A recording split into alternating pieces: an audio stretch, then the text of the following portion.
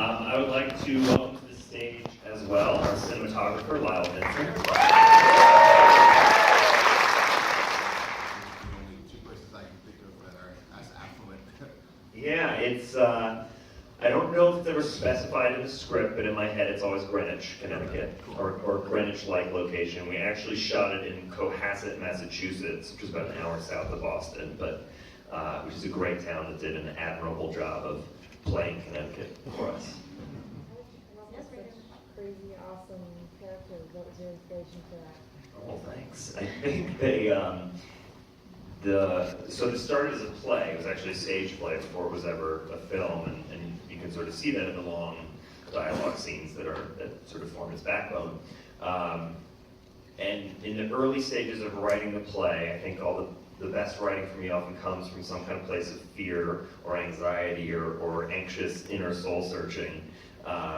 And I think there are pieces of both characters that I sympathize with and identify with more than I would maybe want to. And I think, as is true for many of us probably, I wake up a lot of days feeling like an emotionless weirdo, and I wake up other days feeling like kind of a self-involved narcissist. And I think there are pieces of me in both of those characters.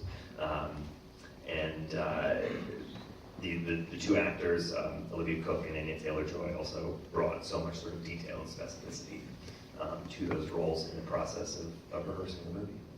How do you feel about casting the film, speaking of that? Yes. Sure, so I knew we were looking for very specific things in both of those lead parts. For Olivia's part, for Amanda, needed an actor who could really find sort of subtle shades within a deadpan. You know, that character spends a lot of time in a very narrow emotional range. And from bits and pieces of Olivia's past work, I've seen a real talent for really subtle sort of comic performance within that same sort of narrow range.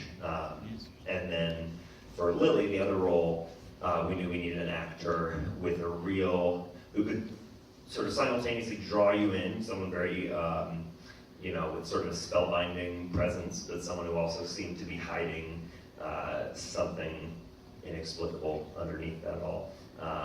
And I'd seen Anya and the Witch. That was sort of her only movie out in the world at the time that we were casting that. She's been in a number of great things since. I was really blown away by that performance, and meeting her, saw a lot of the same qualities there. So they were your number one choices? They were. We were very lucky. We sent the play out when it was just a play before it even been turned into a screenplay to those two actors. They were our top choices, and they had a very narrow window of availability. It was about 3 months from when we first sent them the play, so we scrambled to write a screenplay and put it into pre-production. You said this was a play first. What was the process between the two of you finding ways to stylize this for the screen? You want to take it on? Yeah, well, we wanted to play with the film noir, classic film noir, and also the theatricality of it, but also still based in naturalism, realism, and we wanted to kind of ease into that. So we don't want to just bash it over your head right from the beginning. Right. We talked about sort of slowly turning up the noirish dial on the lighting and framing and composition of the movie, and just start in a look that felt more like real life, but had a slight sort of dreamlike quality, and then to gradually push all the sort of production elements. Yeah, and once you see chapter 2, you kind of see that break. Start playing with the colors and the more dramatic angles and the sharper shadows, the more contrast. I think those things. We spent a ton of time casting that house, as it were, as easily as much time as we did casting any actor. It was a kind of long, arduous search. But we also ultimately were lucky to find this place. We knew we needed somewhere with sort of long corridors where we could both send a character in a steady cam down them, and then also have shots where we could see down and through several rooms in one shot to really get the sense of the maze-like feel of the house. But certainly, and as it did start in a play, it was start as a play. It was kind of a one-location story, and we sort of added a few locations in adapting it for the screen, but we knew we had to get as much mileage as possible out of that location and make it as much of a psychological factor as possible. Yes, sir? The music was so interesting, and I was just wondering, like, you said it was first a play. Is there a similar soundtrack on the play, or like when you were writing this, did you have that in your head the whole time? Yeah, it's a good question. I certainly wrote both the play and especially the screenplay with a real attention to sound. I knew that would be an important part of the story, but did not have any idea when writing it that the score would end up like this, that we'd use sort of this set of instruments or this musical style. But we tried a number of things in the edit, different sorts of temp music, and then when we finally connected with the composer, who's a very talented sort of virtuoso cello player, cellist and composer, maybe Eric Friedlander, he knew a couple of performers with very specific playing styles for prepared piano and for sort of the big frame drums that you hear a lot. And he brought those ingredients into the movie. I think they're a key part of the way that the story works. I love Ghost World. I haven't seen it in many years. I do remember it having a very sharp deadpan humor. It wasn't conscious influence on the movie, but I'm sure it was rattling around in my head somewhere.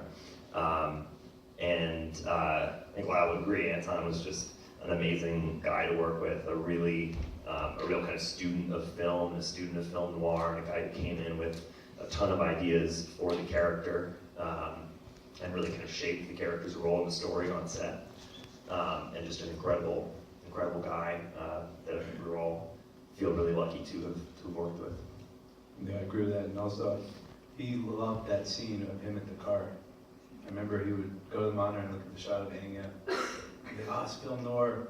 I love this so much. And I really like how that lighting came out too, and his character there, that moment at the windows.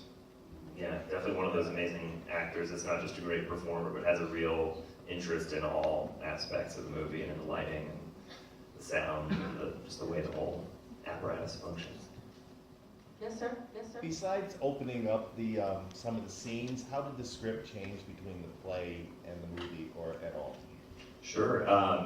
It certainly, as a play, I think it was just 5 or maybe 6 total scenes, so it was a lot of, and I guess as is true of playwriting in general, scenes that have a whole bunch of different emotional changes and beats within them in one location and in one span of time, and a few of those still remain. I think there are a couple kind of set piece scenes that are really sort of 3 or 4 distinct scenes that just happen to take place in the same location as far as emotional beats.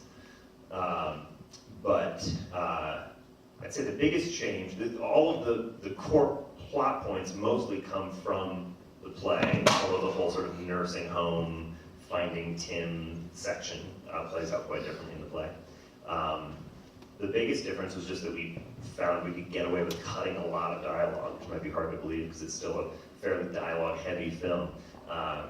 But particularly working with Anya and Olivia, they're such kind of, they're performers that are so precise with their eyes and so good with silence and can do so much with silence and stillness that we just found we were able to get rid of a lot of the language that on the page was necessary to take you from one moment to another.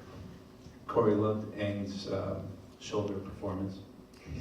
There's one moment, yeah, where Anya's about to go upstairs and commit the murder. There was a shot that we sort of stumbled into. It was actually the shot designed to get Olivia's side of the coverage and to sort of be an over-the-shoulder shot of Anya's shoulder out of focus. And right before she goes upstairs, she starts hunched over, and then very slowly over the course of several breaths, gets into sort of perfect spinal alignment. I always thought that was a remarkable piece of back acting. Yeah, just 2 questions. So I just want to make sure I understand right. Did you ever actually produce the play? And also, was that always your ending of Lily not reading the letter? Or did you have something else originally? Yes, it has never been fully produced as a play. We did some workshops and sort of readings with actors and music stands and that kind of thing in front of an audience, but never fully staged it. And because I finished the play right when I started, or as I was finishing the play, I sort of realized that it wanted to exist as a film. And the ending, yes, the ending and Lily's response to the ending is actually one of the things that has been in the script unchanged the longest. And other pieces have gone in all sorts of crazy directions, but that's been one of the sort of anchoring points. Well, so the very early drafts of the play that will never see the light of day were very different beasts, and one had a teenage male protagonist and a middle-aged female protagonist, and there was a character who was the middle-aged female protagonist's daughter who didn't really have a role in the plot, and that frustrated me. And I decided to throw away a lot of the play to keep a couple core concepts, and sort of almost as a challenge as much as anything else, I decided to see if I could build the play around that character who had had trouble fitting into the previous incarnation of the play. So it wasn't a super conscious process, but I think there was something a little bit exciting because I do see a lot that's personal in the characters. There's something exciting about having a couple of factors of gender and age and geography that distance them from me. It sort of makes it easier to find the sort of deeper connections.